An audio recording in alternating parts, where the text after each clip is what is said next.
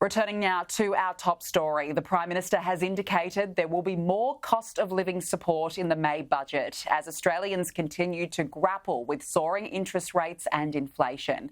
Joining me now live is Shadow Treasurer Angus Taylor. Thank you so much for joining us for the afternoon. So Anthony Albanese has tasked Treasury and Finance to come up with new ways to address the cost of living crisis. What should they be? Well, can I say, Danica, up front, that Australians have been waiting 18 months for the Prime Minister to take this seriously. And now he's saying he might do something after 2 years, May next year, 2 years after they came to government. It's not good enough. What they should be doing and should have been doing for the last 18 months is taking pressure off inflation.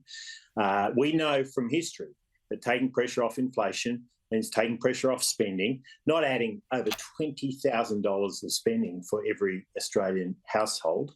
It means industrial relations policies that don't put union officials between employers and employees. It means genuine competition policy, not crony capitalism as we've seen with Labor and Qantas. And so in area after area, this government has made a bad situation worse. Now, to date, the Prime Minister hasn't even directly asked the Treasury Secretary to give him a briefing on inflation.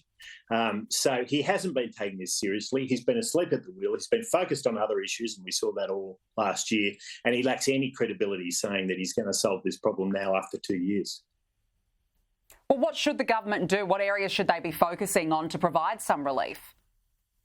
Well, first of all, take pressure off inflation. The one thing that provides cost of living pressure to every single Australian is lower inflation, Danica. Less price rises, and we've seen price rises across almost every single category of goods and services. And at Christmas and New Year, Australians are really feeling that pain in buying gifts for their loved ones, in paying for their Christmas meals, in paying for the family holidays, in preparing for school, going back in later this month.